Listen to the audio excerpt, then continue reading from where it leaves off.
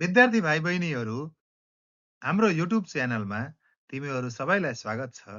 आज पनि म सधैँ जस्तो कक्षा 9 को एकाइ 8 बाट हाम्रो आर्थिक क्रियाकलाप भन्ने युनिटको कृषि नामक पाठका प्रश्न उत्तरहरू लिएर आइसकेको छु। समाजको चित्रण बाई पाण्डे सर। कृषि कार्य अन्तर्गत कुन कुन कृषि क्रियाकलापहरू पर्छन्?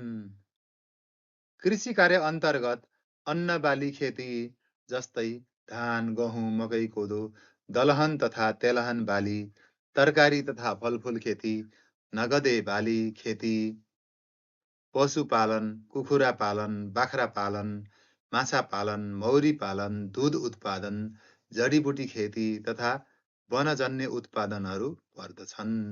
यी क्रियाकलापले खाद्यान्न आपूर्ति, पोषण सुधार, रोजगारी सिर्जना र किसानको आय वृद्धि गर्न महत्त्वपूर्ण भूमिका खेल्छन्।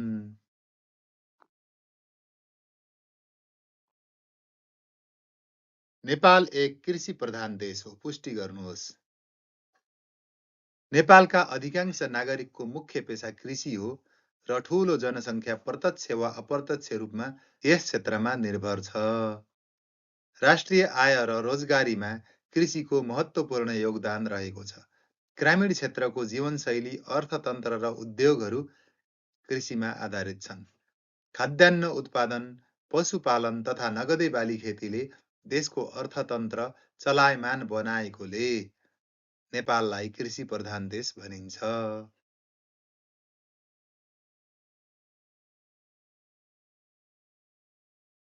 नेपालमा कृषिका समस्या र समाधानका उपायहरू उल्लेख गर्नुहोस्। नेपालमा सिँचाइको अभाव, परम्परागत खेती प्रणाली, आधुनिक प्रविधि र यान्त्रिकीकरणको कमी, गुणस्तरीय बिउ मलखादको अभाव, बजार अस्थिरता र प्राकृतिक विपत्तिहरू प्रमुख समस्याहरू हुन्।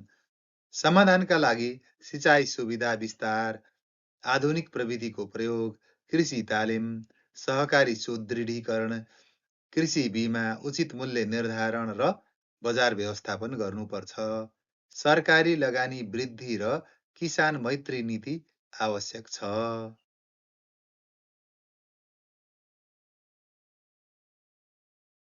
नेपालमा कृषिको कस्तो सम्भावना रहेको छ लेख्नुहोस्। नेपालमा विविध हावापानी, उर्वर भूमि, पर्याप्त जलस्रोत र श्रमशक्ति उपलब्ध भएकोले कृषिको उज्जवल सम्भावना छ। जैविक खेती, उच्च मूल्यका नगदे बाली, फलफुल, तरकारी तथा जडीबुटी उत्पादन विस्तार गर्न सकिन्छ। कृषि आधुनिकीकरण र निर्यात प्रवर्धन मार्फत राष्ट्रिय आय बढाउन सकिन्छ। यसले खाद्य सुरक्षा, रोजगारी सिर्जना र दिगो आर्थिक विकासमा महत्त्वपूर्ण योगदान पुर्याउने सम्भावना रहेको छ।